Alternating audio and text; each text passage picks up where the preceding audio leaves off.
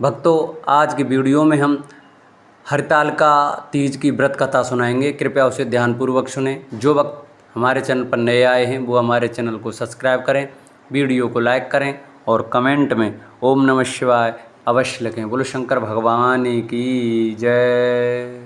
जिनके दिव्य केशों पर आँख के फूलों की माला शोभा देती है और जिन भगवान शंकर के मस्तक पर चंद्र और गले में मुंडों की माला पड़ी हुई है, जो माता पार्वती दिव्य वस्त्रों से तथा भगवान शंकर दिगंबर वेश धारण किए हुए हैं, उन दोनों भवानी शंकर को नमस्कार करता हूँ।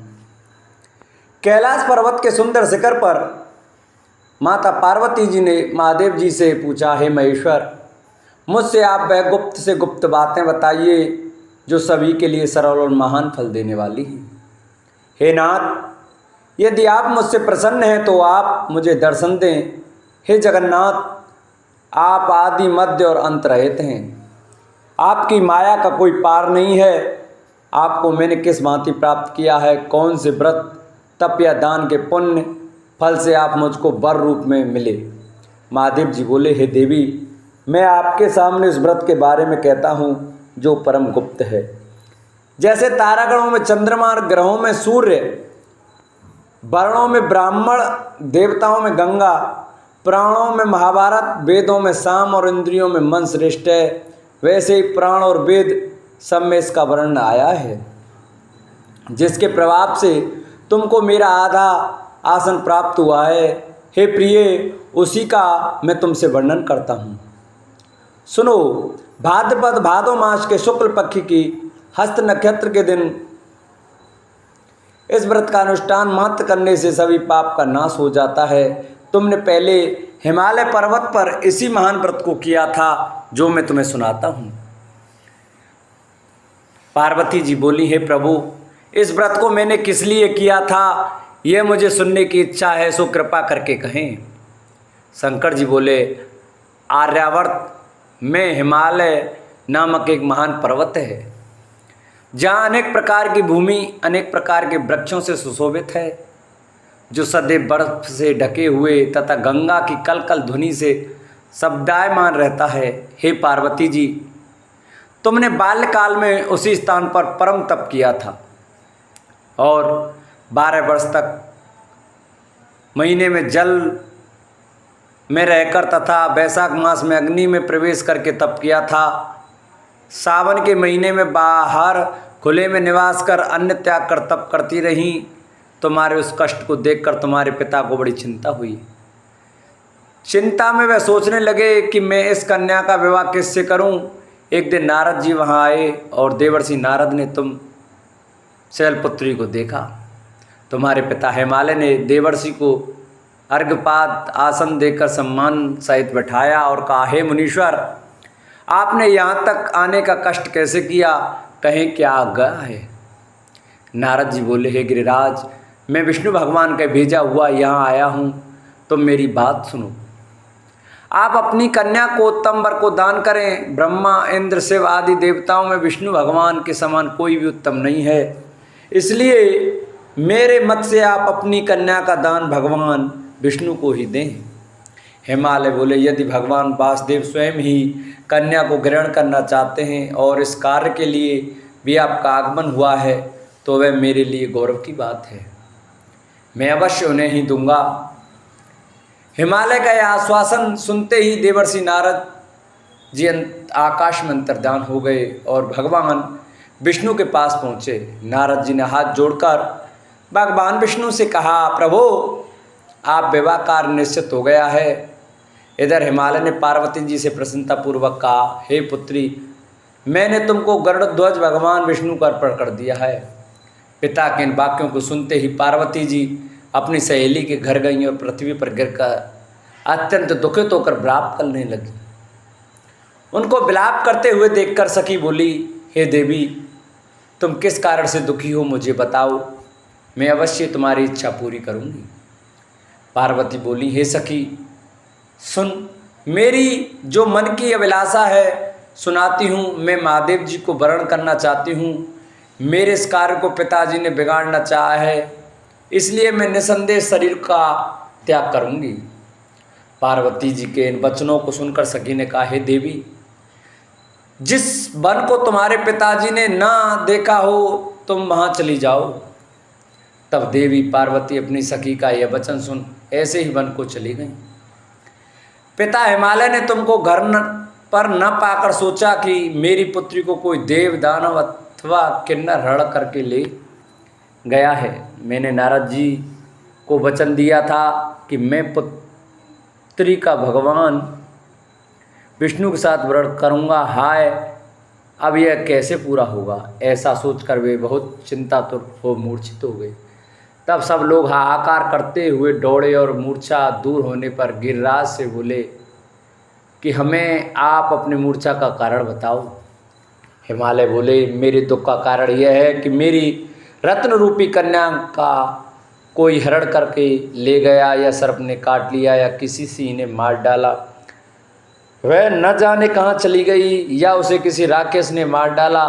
इस प्रकार कहकर गिरिराज दुखित होकर ऐसे कांपने लगे जैसे तीव्र वायु के चलने पर कोई वृक्ष कांपता है। तत्पश्चात हे पार्वती, तुम्हें गिरिराज साथियों सहित घने जंगल में ढूंढने निकले। तुम भी सखी के साथ भयानक जंगल में घूमती हुई वन में एक नदी के तट पर एक गुफा में पहुंची। उस गुफा में तुम अपनी सखी के साथ प्रवेश कर गईं, जहां तुम अन्न जल का त्याग करके बालू का लिंग बनाकर मेरी आराधना करती रही। उस समय पर भाद्रपद मास की हस्त नक्षत्र युक्त तृतीया के दिन तुमने मेरा विधि विधान से पूजन किया तथा रात्रि को गीत गायन करते हुए जागरण किया। तुम्हारे उस महाव्रत के प्रभाव से मेरा आसन डोलने लगा। मैं उसी स्थान पर आ गया जहां तुम और तुम्हारी सखी दोनों थी। मैंने आकर तुमसे कहा, हे वरानने, मैं तुमसे प्रसन्न हूँ, फिर तुम मुझसे वरदान मांगो। तब तुमने कहा कि हे देव, यदि आप मुझसे प्रसन्न हैं तो आप महादेव जी ही मेरे पति हों। मैं तथास्तु ऐसा कहकर कैलाश पर्वत को चला गया और तुमने प्रभात होते ही मेरी उस बालू की प्रतिमा को नदी में विसर्जित कर दिया। हे शुभे, तुमने वहाँ अपनी सखी सहित व्रत का पारण किया। इतने में तुम्हारे पिता हिमान भी तुम्हें ढूंढते ढूंढते उसी घने वन में आ पहुँचे। उस समय उन्होंने नदी के तट पर दो कन्याओं को देखा तो ये तुम्हारे पास आ गए और तुम्हें हृदय से लगाकर रोने लगे। बोले, बेटी, तुम इस सिंह व्याघ्राद्रि युक्त घने जंगल में क्यों चली आई? तुमने कहा, हे पिता, मैंने पहले ही अपना शरीर शंकर जी को समर्पित कर दिया था, लेकिन आपने नारद जी को कुछ और बोल दिया, इसलिए मैं महल से चली आई। ऐसा सुनकर हिमान ने तुमसे कहा कि मैं तुम्हारी इच्छा के विरुद्ध यह कार्य नहीं करूँगा। तब वे तुम्हें लेकर घर को आए और तुम्हारा विवाह मेरे साथ कर दिया। हे प्रिय, उसी व्रत के प्रभाव से तुमको मेरा अर्धासन प्राप्त हुआ है। इस व्रत राज को मैंने अभी तक किसी के सम्मुख वर्णन नहीं किया है। हे देवी, अब मैं तुम्हें यह बताता हूँ कि इस व्रत का यह नाम क्यों पड़ा। तुमको सखी हरण करके ले गई थी, इसलिए हरतालिका नाम पड़ा। पार्वती जी बोली, हे स्वामी, आपने इस व्रतराज का नाम तो बता दिया, लेकिन मुझे इसकी विधि और फल भी बताइए कि इसके करने से किस फल की प्राप्ति होती है। तब भगवान शंकर जी बोले, सौभाग्य की इच्छा रखने वाली महिलाओं को यह व्रत पूरे विधि विधान के साथ करना चाहिए। व्रत में केले के खम्भों से मंडप बनाकर उससे बंधन बारों से सुशोभित करें। उसमें विविध रंगों के उत्तम रेशमी वस्त्र की चांदनी ऊपर तान दें। चंदन आदि सुगंधित द्रव्यों का लेपन करके महिलाएं एकत्रित हों। शंख, भेरी, मृदंग आदि बजावें। विधि पूर्वक मंगलाचार करके श्री गौरी शंकर की बालू निर्मित प्रतिमा स्थापित करें। फिर भगवान से पार्वती का गंध, धूप, पुष्प आदि से विधि पूर्वक पूजन करें। अनेकों नैवेद्यों का भोग लगावें और रात्रि को जागरण करें। नारियल, सुपारी, जवारी, नींबू, लौंग, अनार, नारंगी आदि ऋतु फलों तथा फूलों को एकत्रित करके धूप दीप आदि से पूजन करके कहें, हे कल्याण स्वरूप शिव, हे मंगल स्वरूप शिव, हे मंगल रूप महेश्वरी, हे शिवे, सब कामनाओं को देने वाली देवी, कल्याण रूप तुम्हें नमस्कार है। कल्याण स्वरूप माता पार्वती हम तुम्हें नमस्कार करते हैं। भगवान शंकर जी को सदैव नमस्कार करते हैं। हे ब्रह्म रूपिणी जगत का पालन करने वाली माँ आपको नमस्कार है। हे सिंह वाहिनी मैं सांसारिक भय से व्याकुल हूँ, तुम मेरी रक्षा करो। हे महेश्वरी मैंने इसी अभिलाषा से आपका पूजन किया है। हे पार्वती माता आप मेरे ऊपर प्रसन्न होकर मुझे सुख और सौभाग्य प्रदान कीजिए। इस प्रकार के शब्दों द्वारा उमा सहित शंकर जी का पूजन करें। विधि पूर्वक कथा सुनकर गौ वस्त्र आभूषण आदि ब्राह्मणों को दान करें। इस प्रकार से व्रत करने वाले के सब पाप नष्ट हो जाते हैं और वे भगवान के धाम को प्राप्त होते हैं।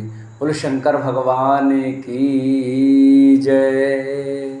जिन भक्तों को हमारी व्रत कथा अच्छी लगी हो, हमारी वीडियो अच्छी लगी हो, वो हमारी वीडियो को ज़्यादा से ज़्यादा शेयर करें, चैनल को सब्सक्राइब करें और कमेंट में शंकर भगवान की जय, माता पार्वती की जय लिखना न भूलें।